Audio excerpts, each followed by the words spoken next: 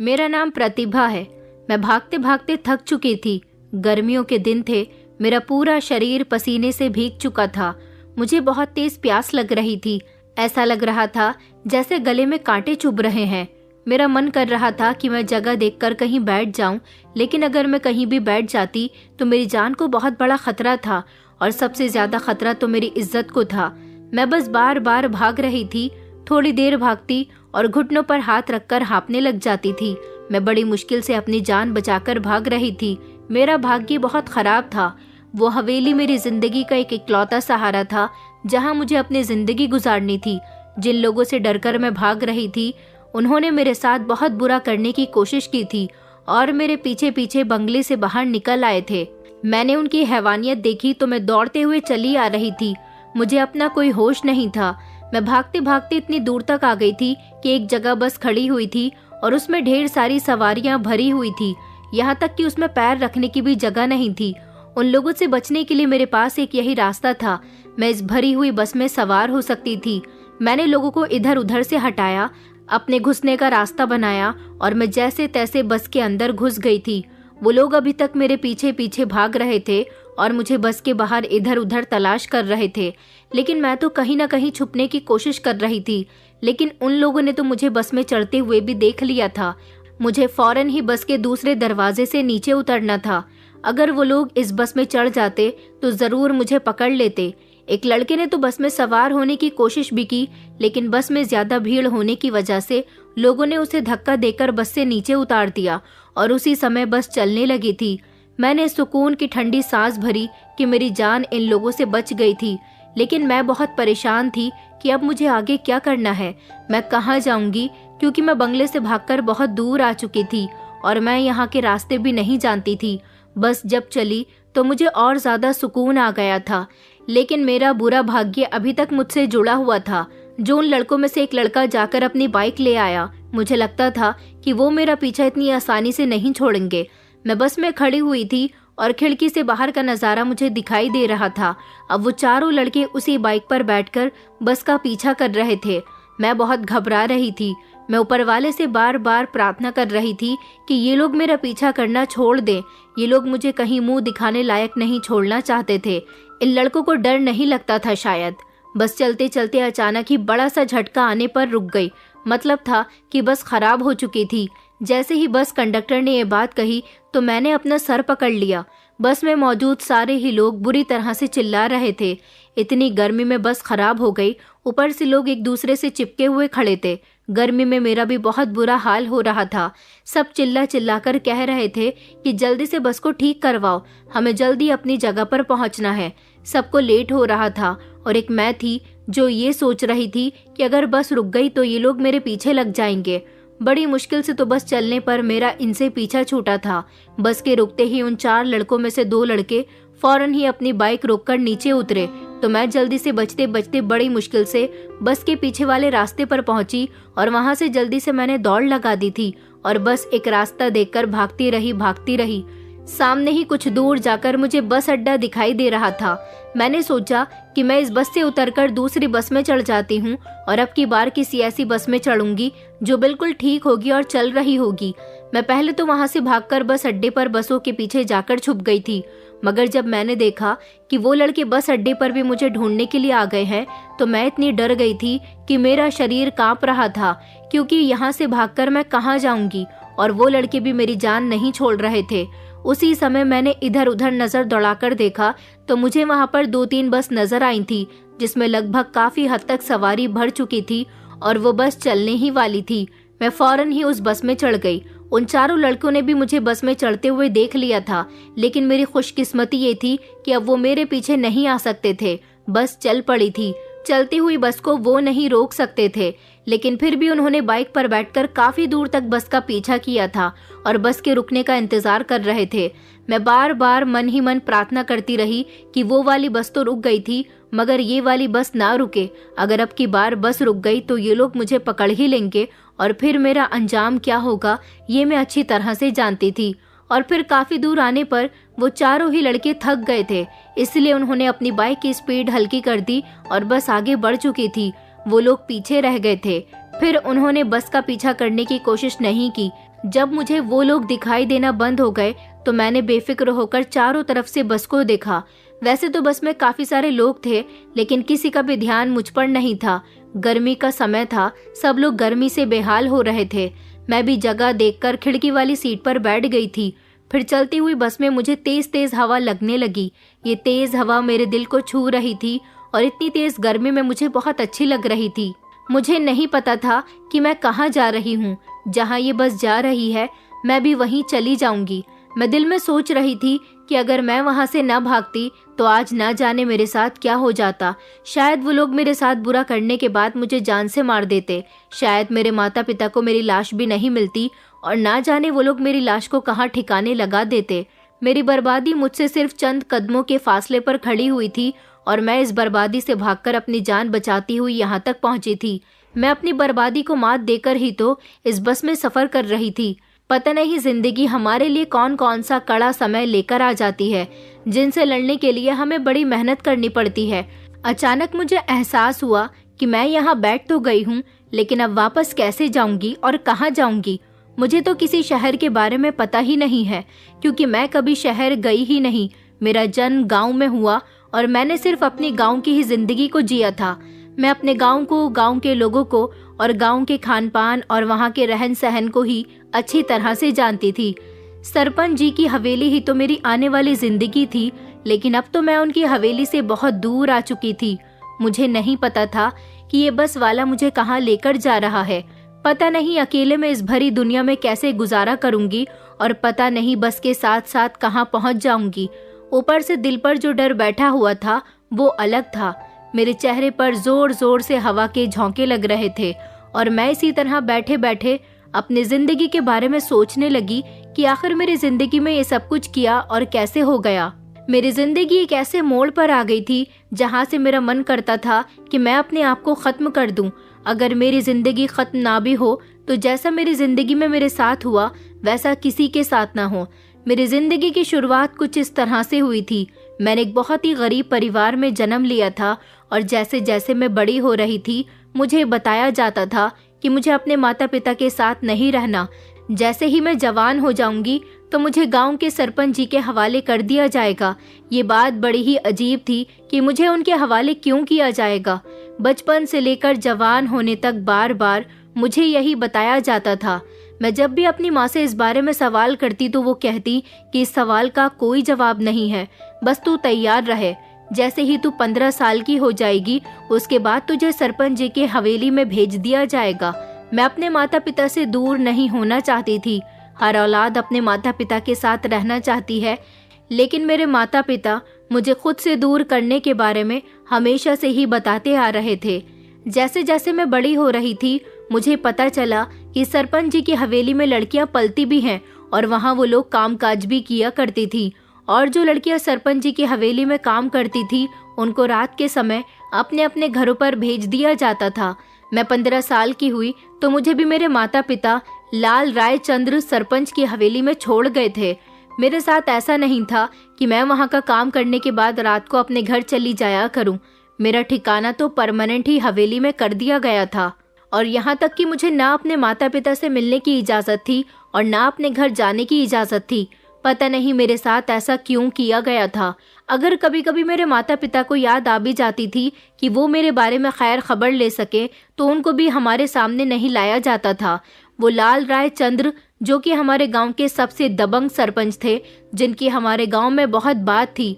गांव के सारे ही लोग उनकी आज्ञा का पालन किया करते थे, या ये समझ लीजिए कि पूरा गांव सरपंच जी के बाप की जागीर था। जब मेरे पिताजी की माँ मतलब कि मेरी दादी जब जिंदा थी तब उन्हें बहुत बड़ी बीमारी हो गई थी। मेरे पिताजी जो कि अपनी माँ के इकलौते बेटे थे, उनके पति इस दुनिया से जा चुके थे। वो अकेले थे जो अपनी माँ की देखरेख किया करते थे। फिर उसके बाद मेरे पिता की शादी हो गई। जितनी जमा पूंजी थी वो शादी में लग गई। मेरी दादी को बहुत ख्वाहिश थी कि वो अपने बेटे की शादी धूमधाम से करे। गरीब थी मगर अपने इकलौते बेटे की खुशियां देखना चाहती थी, इसलिए उन्होंने अपने बेटे की शादी धूमधाम से की। गांव की ही एक लड़की मतलब कि मेरी माँ को अपने घर की बहू बना लिया और उसके बाद खुद बीमार हो गई। इतनी ज्यादा बीमार हो गई कि चारपाई से उठने की भी कंडीशन में नहीं थी। अपनी माँ की बीमारी पर अपनी शादी के 2 महीने बाद ही मेरे पिता पागलों की तरह अपनी माँ के इलाज के लिए पैसों का बंदोबस्त करते फिर रहे थे। हमारे गांव में छोटे मोटे डॉक्टर थे जिसे मेरी दादी का इलाज नहीं हो पा रहा था। फिर मेरे पिताजी को सबने यही एडवाइस दी कि तुम इनको शहर ले जाओ और इनका वहाँ इलाज करो। मेरे पिताजी जो कि अपनी माँ से बहुत प्यार करते थे, उनकी एक माँ ही थी जो उनकी जिंदगी का इकलौता हिस्सा थी। उन्होंने अपनी माँ को बचाने के लिए क्या कुछ नहीं किया, यहाँ तक कि वो उनको शहर ले आए थे। शहर में जब उनका इलाज हुआ तो पता चला कि यहाँ का इलाज तो बड़ा महंगा है और मेरे पिताजी के बजट से ऊपर जा रहा है। मेरे पिताजी जो कि गांव में ईंटों के भट्टे पर मजदूरी किया करते थे, उनको तो मामूली से पैसे मिलते थे। रोज दिहाड़ी पर काम किया करते थे, जितना काम करते उतने ही पैसे मिल जाते थे और उतने ही पैसे रोज खर्च भी हो जाते थे। बड़ी परेशानी की बात थी कि अब वो अपनी माँ का इलाज कैसे करवाएं। फिर उन्होंने गांव के सबसे अमीर आदमी के पास जाने का फैसला किया, जिसके पास लगभग सारे ही लोग जाया करते थे। मेरे पिताजी जब लाल राय चंद्र सरपंच जी के पास पहुंचे तो उन्होंने उनसे अपनी माँ के इलाज के लिए कुछ रकम उधार मांगी, जो रकम सरपंच जी ने उनको दे दी थी। सरपंच जी गांव के सबसे अमीर आदमी थे, उनके अलावा कोई दूसरा ऐसा इंसान नहीं था जो अमीर होता। सरपंच जी गांव के लोगों की मदद नहीं करते थे, बल्कि उनको उधार के तौर पर पैसे दे दिया करते थे।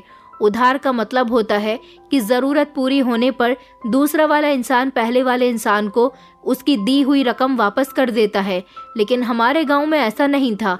सरपंच जी पूरा ब्याज लेते थे। यही वजह थी कि गांव के लोगों को पैसा दे देकर और उनसे डबल पैसा वसूल करके वो इतने अमीर हो चुके थे। गांव वालों का ही पैसा गांव वालों में बांट रहे थे, जिससे गांव के लोगों की सिर्फ छोटी मोटी जरूरतें ही पूरी होती थी। लेकिन सरपंच जी का पूरा परिवार गांव के पैसों से ही पल रहा था। मेरे पिताजी को उन्होंने रकम दे दी। मेरे पिताजी ने दादी जी का इलाज करवाया, मगर शहर ले जाने के बाद और शहर में इलाज चलने के बावजूद भी दादी की तबीयत दिन ब दिन बिगड़ती चली गई। अस्पताल में एक दिन का खर्चा 2000 रुपए का होता था, जो मेरे पिताजी के लिए बहुत ही मुश्किल थे। पिताजी ने लगभग 1 महीना दादी को शहर के अस्पताल में एडमिट किए रखा था और इस 1 महीने तक पिताजी के बहुत सारे पैसे खर्च हो चुके थे और जितने भी पैसे दादी के इलाज पर लगे वो सारे ही पैसे पिताजी सरपंच जी से लेकर आए थे। अब दादी तो दुनिया से चल बसी, लेकिन सरपंच जी के पैसों का ब्याज मेरे पिता पर चढ़ता जा रहा था। अपनी माँ के मरने के बाद मेरे पिताजी ने बहुत कोशिश की कि उन्होंने जो कर्ज सरपंच जी से लिया था वो उसको जल्द से जल्द अदा कर दें, लेकिन ऐसा नहीं हो सका। वक्त के साथ साथ उनका कर्जा बढ़ता जा रहा था। फिर मैंने जन्म लिया और मेरे जन्म के समय ही सरपंच जी अपने पैसों का हिसाब करने के लिए मेरे पिताजी के पास आ गए थे। उन्होंने कहा था कि तुम्हारे यहाँ बेटी पैदा हुई है, मुझे तुम्हारी बेटी चाहिए। तुम 5 साल बाद अपनी बेटी को मुझे दे देना। तुम्हारे पास पैसे जमा करने के लिए 5 साल का समय है। लेकिन जब मैं 5 साल की हो गई तो पैसे इतना ज्यादा हो चुका था कि मेरे पिताजी सरपंच जी को कर्ज के पैसे चुकाकर थक चुके थे, लेकिन उनका कर्जा पूरा ही नहीं हो पा रहा था। मैं 5 साल की भी हो चुकी थी। मेरा उनके पास जाने का समय आ गया था, लेकिन फिर मेरे पिताजी ने अपना घर बेचकर सरपंच जी को पैसे दे दिए थे, जिसकी वजह से 5 साल बाद मेरा सरपंच जी की हवेली में जाना रुक गया था। उसके बाद फिर से एक हादसा हुआ। वो हादसा ये था कि हमारे घर में खाने पीने के लाले पड़ गए थे। हमारा अपना घर भी छिन चुका था। हम लोग सड़क पर आ गए थे। सरपंच जी ने कहा था कि तुम मुझसे दोबारा से पैसे उधार ले लो और फिर सारा कर्ज एक साथ दे देना। पैसे चुकता करते करते मेरे पिताजी को 10 साल हो गए और फिर उसके बाद 12 साल और फिर 15 साल। मेरे पिताजी ने बहुत कोशिश की कि वो सरपंच जी का कर्जा चुकता कर सके, मगर कुछ नहीं हो सका। सरपंच बार बार कहता था कि तुम्हारी बेटी मेरी है, तुम अपनी बेटी को मुझे दे दो और एक ही बार में अपना सारा हिसाब साफ कर लो। मगर जब भी तुम्हारी बेटी को मैं तुमसे मांगने की कोशिश करता हूँ तो तुम थोड़े से पैसे देकर मुझे खामोश करवा देते हो, मगर अब ऐसा नहीं होगा। अब तुम्हारी बेटी हमारी अमानत है जो तुम्हारे पास है। जैसे ही तुम्हारी बेटी 15 साल की हो जाएगी तो तुम उसे खामोशी से मेरी हवेली पर ले आना। हम लोग इतनी गरीबी में डूब चुके थे कि हमारे पास 2 वक्त की क्या 1 वक्त की रोटी का भी पता नहीं था। मेरे पिताजी जितने पैसे कमाया करते थे वो सारे ही सरपंच जी के पास जा रहे थे। सरपंच जी हमारे साथ नाइंसाफी कर रहे थे। वो जानबूझकर गरीबों को दबाया करते थे। ये तो उनकी आदत थी। ऐसे ही ना जाने वो गांव के कितने लोगों को अब तक बर्बाद कर चुके थे और ना जाने कितने लोगों की बेटियों को अपने घर बुलाकर उनसे कामकाज करवाते रहते थे। उनकी हवेली बहुत बड़ी थी। गांव के लोगों से पैसा मार मार कर उन्होंने गांव में एक हवेली नहीं बल्कि ऐसी ना जाने कितनी हवेलियां अपने नाम कर ली थी। फिर मैं 15 साल की हो गई तो सरपंच जी ने मेरे माता पिता से कहा कि अब तुम अपनी बेटी को हमारे पास छोड़ जाओ, शराफत से छोड़ दो, वरना तुम्हारी बेटी को हम तुम्हारे घर से उठा भी सकते हैं। मेरे पिताजी बहुत डरते थे। उनका मन नहीं करता था कि वो मुझे सरपंच जी के यहाँ भेजे, लेकिन क्या कर सकते हैं, यहाँ पर सरपंच जी की ही चलती थी और फिर रुपया पैसा भी तो उनसे ही लिया गया था। मेरे पिताजी के पास कुछ भी नहीं था, वो उनको क्या देते। अब तक न जाने कितना पैसा दे चुके थे। इतना तो उन्होंने कर्ज का पैसा भी नहीं लिया था जितना वो कई सालों से उनका कर्जा चुकता करते आ रहे थे। लेकिन इस बार तो सरपंच अपने फैसले पर अटल था। उसने कहा था कि अब तुम्हें समय नहीं दिया जाएगा, अब तुम्हारी बेटी हमारी है। हाँ, उन्होंने इतना जरूर कहा था कि अभी अगर तुम अपनी बेटी को मुझे दे दोगे तो तुम पर कोई कर्ज नहीं होगा, तुम्हारा सारा कर्जा माफ कर दिया जाएगा। मेरे माता पिता के पास अब मुझे हवेली छोड़ने के अलावा और कोई दूसरा रास्ता नहीं था। वो बहुत मजबूर हो गए थे और फिर उन्होंने हार कर मुझे सरपंच जी की हवेली में छोड़ दिया। मैं बहुत परेशान हो गई थी। ऊपर से अपने माता पिता के अलावा मेरा और कोई भी नहीं था। चाहे वो गरीब ही थे, लेकिन मेरे माता पिता थे और मेरी हर ख्वाहिश पूरी किया करते थे। उसके बाद मैं पहले तो बहुत रोई। हर समय हवेली के कोने में पड़े रहकर माँ पिताजी कहकर रोती रहती थी, मगर वहाँ मेरी माँ और पिताजी नहीं आने थे। हवेली में मौजूद सरपंच जी की पत्नी, जिन्हें गांव के सारे ही लोग पंचनी कहकर बुलाया करते थे, वो मेरा बहुत ख्याल रखती थी, अपने साथ मुझे कामों में लगाए रखती थी। मेरी माँ ने कभी मुझसे कोई ऐसा काम नहीं करवाया था। मैं ज्यादा काम नहीं जानती थी, मगर उन्होंने धीरे धीरे मुझे सारे काम समझा दिए थे। वो मुझ पर तरस खाकर मुझे सिर्फ छोटे मोटे काम ही करवाया करती थी। सरपंच जी भी मुझे अपनी हवेली में रखकर भूल चुके थे। उन्हें तो याद भी नहीं था कि उन्होंने मुझ जैसी 16 साल की लड़की को अपनी हवेली में जगह दी हुई है। फिलहाल समय के साथ साथ मैं वहाँ पर एडजस्ट हो गई। मुझे वहाँ रहने की आदत हो गई और मैं अपने माता पिता को भी इतना याद नहीं करती थी। पंचनी हमेशा मुझे अपने साथ साथ रखती थी। मेरे साथ साथ वहाँ पर 4-5 लड़कियां और भी थी और उनके माता पिता ने भी उनको अपना कर्ज पूरा करने के लिए ही हवेली में रखा था। बल्कि उनके माता पिता तो सारी जिंदगी के लिए उन लड़कियों को सरपंच जी के हवाले कर गए थे। मैंने उन लड़कियों को कभी रोते हुए नहीं देखा था। मेरा मन करता था कि काश मैं भी इन लड़कियों की तरह पक्की हो जाऊं। फिलहाल ऊपर वाले की कृपा से 2 साल इसी तरह से गुजर गए थे और दूसरे साल में एक बार मेरे माता पिता मुझसे मिलने के लिए आए थे, लेकिन मेरे पिताजी की तबीयत ठीक नहीं चल रही थी। इस बार भी वो सरपंच जी से कर्ज लेने के लिए आए थे। उन्होंने कहा था कि हमारी बेटी अब आपके यहाँ सारी जिंदगी रहने वाली है, मुझे इस समय पैसों की बहुत जरूरत है, मुझे थोड़े से पैसे दे दीजिए। सरपंच जी ने मेरे पिता की जरूरत पूरी कर दी थी। अब उन पर कोई कर्ज नहीं था क्योंकि उनकी बेटी हवेली में रह रही थी।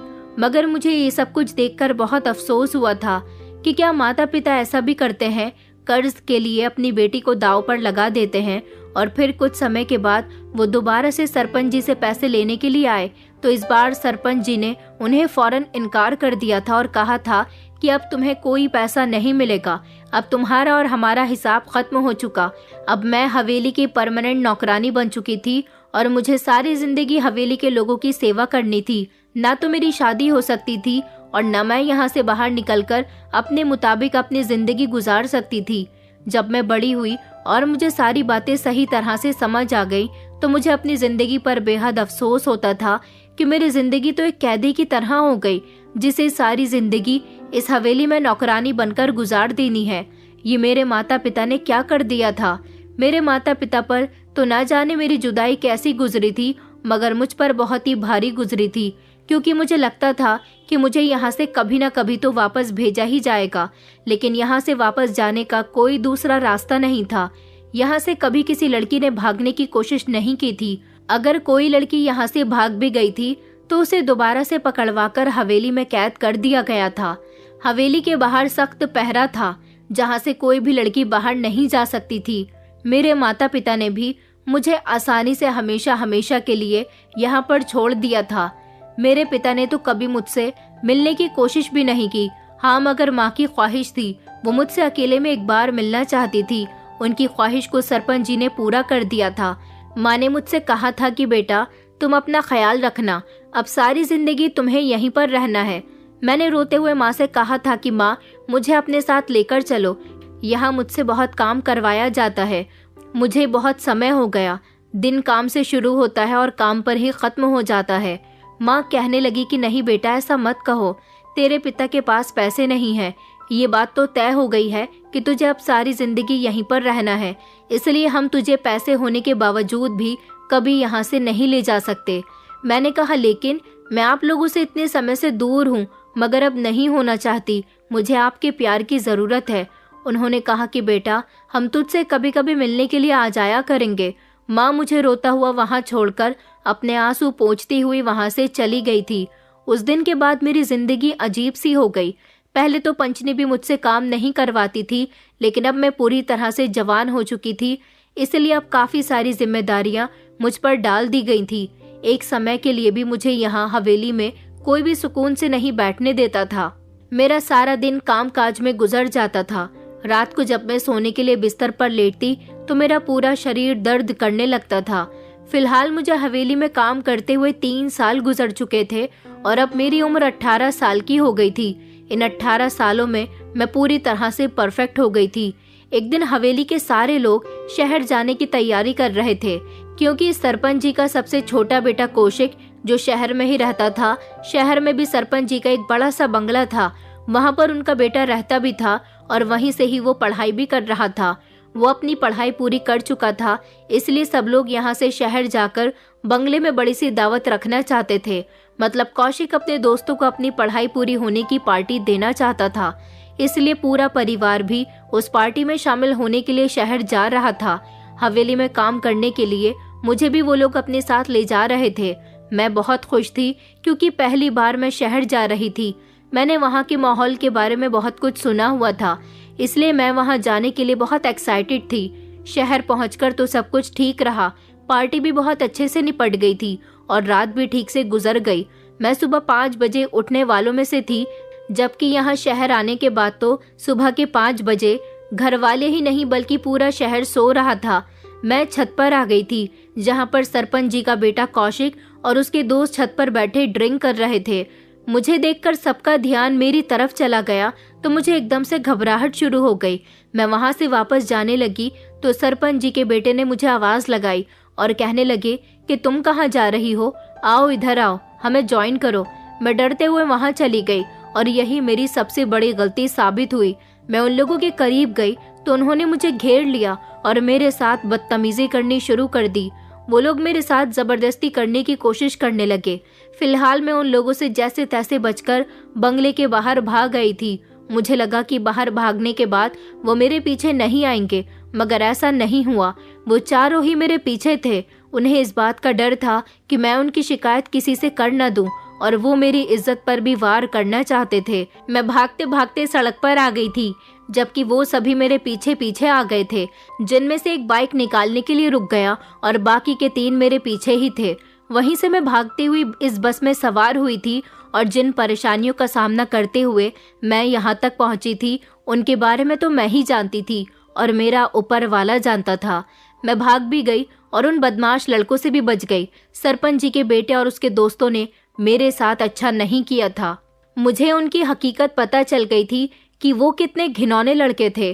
काश मुझे पता होता कि वो छत पर मुझे अकेले देखकर मेरा फायदा उठाने की कोशिश करेंगे तो मैं कभी छत पर न जाती। मैं गलती से चली गई और ये सब हुआ। फिलहाल बस काफी दूर तक आ गई थी और फिर उन लोगों ने मेरा पीछा नहीं किया। उसके बाद मैं काफी देर तक अपनी जगह पर बैठी परेशान हो रही थी और सोच रही थी कि अब क्या होगा, क्योंकि मेरा अब कोई नहीं था। मैं यहाँ अकेली पड़ गई थी।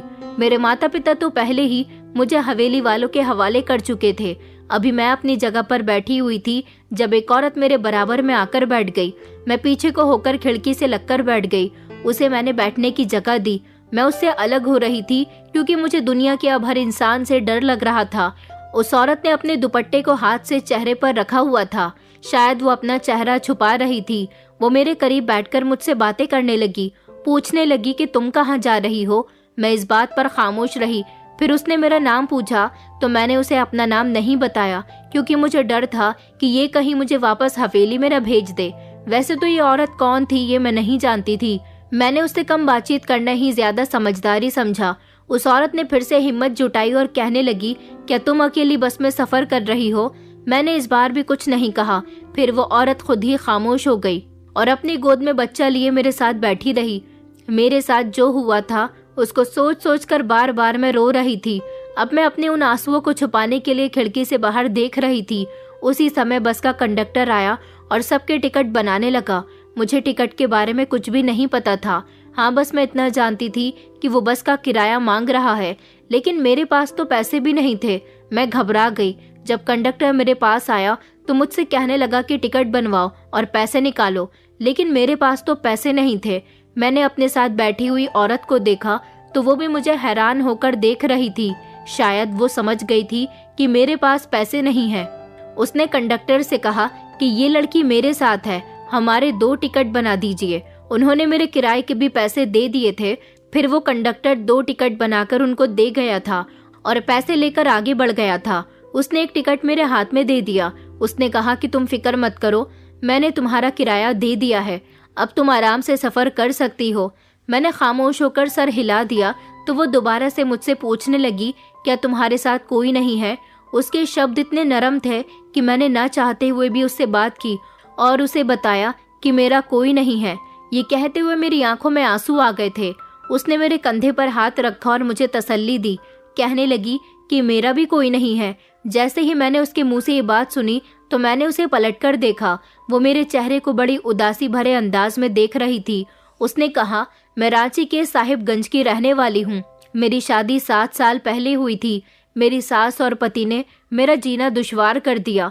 मैं पिछले 6 सालों से माँ बनने का सुख नहीं देख सकी। मेरी सास मुझ पर बहुत अत्याचार करती थी। मैं भगवान से हर रोज प्रार्थना करती थी कि वो मुझे माँ बनने का सुख दे दे, वरना मेरा पति और मेरी सास मुझे घर से बाहर निकाल देंगे। क्योंकि मेरा पति मुझे हर दिन धमकी देता रहता था कि तुमने 2 साल तक और मुझे पिता नहीं बनाया तो मैं तुम्हें डिवोर्स देकर दूसरी शादी कर लूंगा। मेरे माता पिता तो इस दुनिया में नहीं है। मैं कहाँ जाती? मेरे लिए मेरा इकलौता सहारा सिर्फ मेरा पति था और वो भी अब मुझे छोड़ने की बात कर रहा था। मगर ऊपर वाले ने मेरी प्रार्थना सुन ली और 2 साल पूरे होने से पहले ही मुझे माँ बनने का सुख दे दिया। लेकिन अब देखना तो ये था कि मेरी सास और मेरे पति बार बार यही कहते थे कि बेटा होना चाहिए, लेकिन मैंने बेटी को जन्म दिया। मेरी जब बेटी हुई तो मेरी सास ने कहा कि सारी जिंदगी इसका बोझ कौन उठाएगा।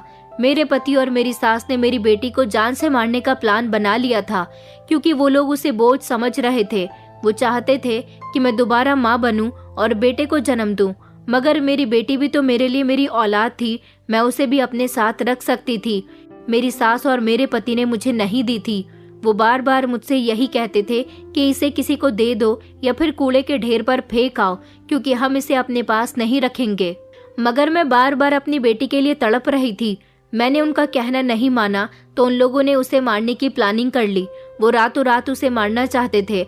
मैं अपनी बेटी को लेकर घर से भाग आई हूँ, मगर मेरा पति मुझे ढूंढ रहा होगा।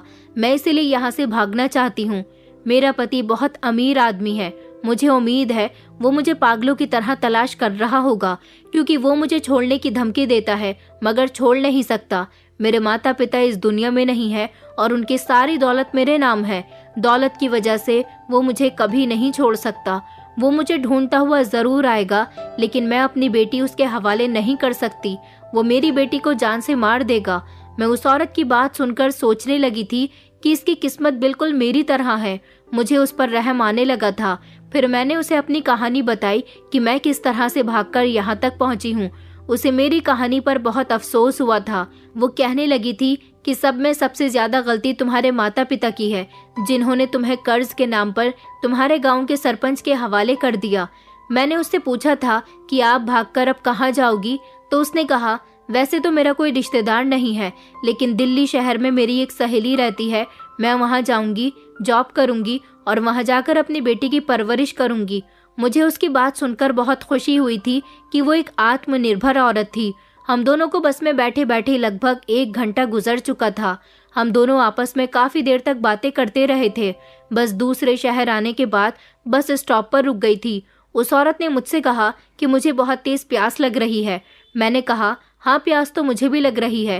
वो कहने लगी कि देखो, बाहर से मैं पानी लेकर आती हूँ, तुम मेरी बेटी को थाम लो। मैं बस अभी आई। मैंने उसकी बेटी को अपनी गोद में ले लिया था। मैंने जब चादर उसके चेहरे से हटाई तो देखा था कि वो बच्ची बहुत सुंदर थी। वो औरत, उसने मुझे अपना नाम साक्षी बताया था। साक्षी जी बस से उतरकर बस स्टॉप से पानी लेने के लिए चली गई थी और मैं बस के अंदर बैठी हुई थी। मुझे बहुत गर्मी लग रही थी। यहाँ बहुत तेज धूप थी और बस रुकने से गर्मी और ज्यादा बढ़ गई थी। ज्यादातर लोग बस से बाहर उतर गए थे। मैंने सोचा कि जब तक बस नहीं चलती मैं भी उतर जाती हूँ। वैसे भी मेरी कमर अकड़ गई थी बैठे बैठे। मैंने गोद में बच्ची को लिया और मैं बस से उतर गई। मेरी नजर बच्ची के चेहरे पर थी। वो सो रही थी। मैं उसे गोद में लेकर इधर से उधर टहल रही थी। अचानक मेरी नजर साक्षी जी पर पड़ी, जो पानी की बोतल हाथ में लेकर दूर से खड़ी मुझे घूर घूर कर देख रही थी। मेरा ध्यान भी उन पर था और मैं सोच रही थी कि वो चलकर यहाँ तक क्यों नहीं आ रही, मगर वो चलकर नहीं बल्कि दौड़ते हुए जल्दी से मेरी तरफ आ रही थी। मैं तो उनको देखकर हैरान रह गई। वो दौड़कर मेरे पास आई और उन्होंने लपककर मेरी गोद से अपनी बेटी को छीन लिया। जैसे ही वो वहां से भागने की कोशिश करने लगी, इतनी ही देर में मेरे पीछे से एक आदमी उनकी तरफ भागा और उसने उनके हाथ से बच्ची को लेकर जमीन पर फेंक दिया और जबरदस्ती उनका हाथ पकड़कर अपने साथ खींचकर ले जाने लगा। ये सब कुछ मैं अपनी आंखों से होता हुआ देखकर बहुत घबरा गई थी। साक्षी जी को इस तरह उस आदमी के साथ खचेड़ते हुए जाते देखकर मैंने चिल्लाना शुरू कर दिया। मैं भागकर उस आदमी की तरफ गई, मगर वो साक्षी जी को मजबूती से पकड़कर अपनी गाड़ी में बिठाकर तेज रफ्तार के साथ गाड़ी में लेकर चला गया था और मैं कुछ न कर सकी थी। साक्षी जी जोर जोर से मेरी बेटी कह कहकर रो रही थी। बच्ची जमीन पर पड़ी हुई थी। वहां पर मौजूद लोगों ने ना तो साक्षी जी की मदद करने की कोशिश की और ना ही बच्ची को जमीन से उठाया। मैं फौरन भाग कर गई और मैंने उस बच्ची को अपने सीने से लगा लिया, जो बुरी तरह से रो रही थी। ऊपर वाले की कृपा से उसके चोट नहीं आई थी, क्योंकि वो कपड़ों में अच्छी तरह से पैक थी। मैं उसको देखकर रोने लगी थी। मुझे लगा कि शायद गलती मेरी ही है, मुझे इस बच्ची को लेकर बस से नहीं उतरना चाहिए था। शायद वो आदमी साक्षी जी का पति होगा, लेकिन अगर वो अपने पति के पास चली गई तो उनकी जान को खतरा है। उनका पति उन्हें बहुत मारेगा, उनको सजा देगा कि वो बेटी को लेकर घर से क्यों भाग गई। उन्होंने मुझे बताया था कि उनका पति उन्हें ढूंढ रहा होगा। इस तरह तो साक्षी जी बहुत बड़ी मुश्किल में फंस गई हैं। मुझे कुछ न कुछ तो करना होगा। मैं वहां पर मौजूद लोगों से मदद मांगने लगी। मैंने कहा कि कोई मेरी मदद करो, मगर कोई मदद करना तो दूर, कोई मेरी बात सुनने के लिए भी तैयार नहीं था। मैं सबको बता रही थी कि ये मासूम बच्ची है, कोई उस गाड़ी को रोको। वो आदमी साक्षी जी को लेकर चला गया, मगर किसी ने मेरी बात न सुनी। लोग मुझे पागल समझकर मेरा तमाशा देखते रहे और मैं वहां पर उस बच्ची को गोद में लेकर फूट फूट कर रोने लगी। वो बच्ची भी जमीन में गिरने की वजह से बुरी तरह से रो रही थी। उसे अपनी माँ की गोद की जरूरत थी और दूध की जरूरत थी, लेकिन मेरे पास तो न उसकी माँ थी और न ही उसका पेट भरने के लिए मेरे पास दूध था। मैं बच्ची को गोद में लेकर इधर उधर दुकानें तलाश करने लगी कि मुझे कहीं से भी इस बच्ची के पेट भरने का कोई रास्ता मिल जाए, मगर मुझे कोई रास्ता ना मिल सका। मैं बच्ची को खामोश करवाने की कोशिश कर रही थी। मेरे पास तो साए के लिए छत भी नहीं थी। सारा दिन मैं इसी तरह इधर उधर बच्ची को लेकर टहलती रही और परेशान रही। चलते चलते मैं एक ढाबे तक पहुंच गई थी। मुझे भी बहुत तेज भूख लग रही थी। जब मैं वहां गई तो मैंने वहां के मालिक से कहा कि साहब, मैं आपके आगे हाथ जोड़ती हूँ, मुझे बहुत तेज भूख लगी है, कुछ खाने को दे दीजिए। और देखिए ये बच्ची, इस बच्ची को भी बहुत तेज भूख लगी हुई है, साहब मेरी मदद कीजिए। उन्होंने जब मुझे देखा तो उन्हें मुझ पर तरस आया। मेरी हालत देखकर वो समझ गए थे कि मैं कोई लाचार लड़की हूँ। उन्होंने मुझसे पूछा कि ये बच्ची तुम्हारी है। मैंने उनको बताया कि नहीं नहीं, ये बच्ची मेरी नहीं है, ये बच्ची तो मुझे एक औरत ने दी और उसका पति उसे गाड़ी में बंद करके ले गया। वहां पर मौजूद लोगों को मुझे देखकर अजीब सा लग रहा था। उन्हें शक हो रहा था कि या तो मैं इस बच्ची को किडनैप करके ला रही हूँ या फिर सच में ये बच्ची मेरी है और मैं बहुत लाचार हूँ। वो लोग मुझसे बार बार मेरे घर का पता पूछ रहे थे। मैं उनको सिर्फ अपने गांव का नाम बता रही थी। मेरा गांव कौन से जिले में था ये तो मैं भी नहीं जानती थी। ढाबे के मालिक और वहां पर आसपास मौजूद लोगों को जब कुछ समझ नहीं आया तो उन्होंने पुलिस को फोन लगा दिया और बताया कि यहाँ पर हमारे ढाबे पर एक लड़की आई है और उसकी गोद में एक बच्ची है। बच्ची को होश नहीं आ रहा, शायद बच्ची भूख से बिलक बिलक कर बेहोश हो गई। पुलिस थोड़ी देर के बाद वहां पहुंच गई थी। मैंने पुलिस को भी वही सब बताया जो हुआ था। पुलिस मेरी बात पर यकीन नहीं कर रही थी, लेकिन मैंने पुलिस से कहा कि साहब, मैं सच कहती हूँ, ये बच्ची मेरी नहीं है। आप लोग प्लीज मेरी बात का यकीन करिए और साक्षी जी को बचाइए जो इसकी माँ है और जो इसकी खातिर घर छोड़कर भाग रही थी। उनको उनके पति अपने साथ ले गए। पता नहीं उनके पति उनके साथ क्या क्या कर रहा होगा। उन्होंने कहा कि अगर ये बच्ची तुम्हें उस औरत ने दी है तो फिर हमें उस औरत के बारे में कुछ बताओ। तुम उस औरत के बारे में कुछ जानती हो कि वो कहाँ रहती है, उसका घर कहाँ पर है? मुझे साक्षी जी के बारे में ज्यादा कुछ तो नहीं पता था, लेकिन मुझे याद आया कि बात शुरू करने से पहले उन्होंने मुझे बताया था कि वो रांची के साहिबगंज की रहने वाली है। वहीं से भागकर वो मुझे बस में मिली थी। मैंने पुलिस वालों को ये बात बताई तो पुलिस वाले मुझे लेकर रांची के साहिबगंज पहुंचे और साक्षी नाम की औरत को तलाश करने लगे। मैंने पुलिस को साक्षी जी की बताई हुई एक एक बात बता दी थी। पुलिस ने साक्षी जी के घर का पता लगा लिया था। जैसे ही हम सब लोग वहां पहुंचे तो साक्षी जी मुझे देखकर हैरान रह गईं, क्योंकि मैं उनके घर उनकी बेटी और पुलिस को लेकर पहुंची थी। अपनी बेटी को देखकर वो फूट फूट कर रोने लगी। पुलिस वालों ने बच्ची के लिए दूध का इंतजाम कर दिया था और भूख की वजह से वो बेहोश हो चुकी थी तो उसे दवाइयां भी दिलवा दी थी। बच्ची ठीक हो गई थी और अब अपनी माँ की गोद में थी। उसकी माँ फूट फूट कर रो रही थी, लेकिन पुलिस के सामने साक्षी जी की सास और पति की बोलती बंद हो गई थी। वो लोग समझ नहीं पा रहे थे कि अचानक पुलिस और ये बच्ची कैसे और कहां से आ गए। पुलिस ने साक्षी जी से जब उनकी बेटी के बारे में पूछा तो उन्होंने पुलिस को सब कुछ बता दिया और उन्होंने ये भी बता दिया कि इस लड़की को मैंने अपनी बेटी थामने के लिए दी थी, मगर मेरा पति वहां पहुंच गया तो मेरे पति ने मेरी बच्ची को जमीन पर फेंक दिया और मुझे लेकर यहाँ आ गए थे। यहाँ लाने के बाद उन्होंने मेरे साथ बुरी तरह से मारपीट की। साक्षी जी ने पुलिस को अपनी सास और अपने पति के बारे में सब कुछ बता दिया था। उनके बयान पर उनकी सास और पति को अरेस्ट कर लिया गया और इस तरह साक्षी जी को इंसाफ मिल गया था। साक्षी जी मेरी बहुत शुक्रगुजार थी। उन्होंने कहा कि मैं तुम्हारा एहसान कभी नहीं भूल सकती। तुमने मुझ पर बहुत बड़ा एहसान किया। मेरी बेटी को सही सलामत तुम मेरे पास लेकर आई और साथ ही मेरी सास और पति को भी उनकी असली जगह पहुंचा दिया। पुलिस ने कहा कि चलो हम तुम्हें भी तुम्हारे गांव छोड़ देते हैं, क्योंकि पुलिस मेरे बारे में भी सारी जानकारी ले चुकी थी। मैंने पुलिस वालों को बताया कि मैं कहाँ जाऊं। मुझे तो खुद मेरे माता पिता ने सरपंच जी की हवेली में जानबूझकर छोड़ा था ताकि उनका कर्ज निपट जाए।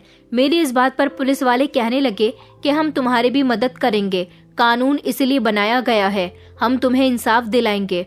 पुलिस वाले मुझे मेरे गांव लेकर चले गए थे और वहां जाने के बाद पुलिस वालों ने मेरे बयान पर सरपंच जी के पूरे परिवार को अरेस्ट कर लिया था, क्योंकि सरपंच जी का पूरा परिवार ही न जाने कब से गांव के लोगों को पैसे उधार देकर उनसे ब्याज के साथ वसूल करता था और उनको उधार देकर मजबूर करता था ताकि उनको अच्छी तरह से बर्बाद कर सके और उनकी बेटियों को अपने यहाँ नौकरानी बनाकर रख सके। सरपंच के लिए आज तक गांव में कोई पुलिस लेकर नहीं आया था, मगर शहर की पुलिस ने मेरी बहुत मदद की थी और मुझे मेरे माता पिता के हवाले कर दिया था। उनके बेटे कौशिक और उसके दोस्तों ने मेरे साथ जो जबरदस्ती करने की कोशिश की थी उसके खिलाफ भी कार्यवाही की गई थी। सरपंच जी के सारे अवैध धंधों पर भी पुलिस ने एक्शन उठाया था और गांव के लोगों को समझाया था कि आप लोग कर्ज की वजह से अपनी बेटियों को, अपनी जमा पूंजी को सरपंच जैसे लोगों के हवाले कर रहे हैं।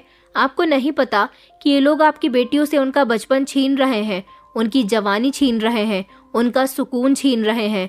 हवेली से मौजूद सारी ही लड़कियों को रिहा करवा दिया गया था और उनको उनके माता पिता के हवाले कर दिया गया था। सरपंच बहुत पैसे वाला था, चाहता तो अपने आप को बचा सकता था, लेकिन उसकी होशियारी सिर्फ गांव के लोग ही देख सकते थे।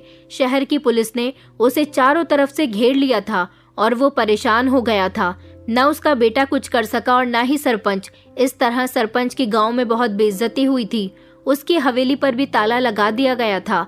पुलिस ने सरकार से मदद लेकर हमारे गांव में काफी सारी फैसिलिटीज भी मौजूद की थी और गांव के लोगों को समझाया था कि अपनी बेटियों को इस तरह दूसरों के हवाले ना करें। अगर आप लोगों ने आगे से कभी अपनी बेटियों को अपने अलावा दूसरों के हवाले किया तो हम इस पर भी एक्शन उठाएंगे। अपनी बेटियों की जिम्मेदारी खुद लें, अपनी बेटियों पर रहम खाएं, कर्ज के पैसे अपने लिए लें और अपना कर्ज चुकता करें। अपनी बेटी के साथ ऐसा करना कानूनी जुर्म है अगर आगे से कभी ऐसा किसी ने किया तो उसे सजा होगी। आप लोग भी सजा के हकदार हैं। आपने अपनी बेटियों की जिंदगी के साथ खिलवाड़ किया।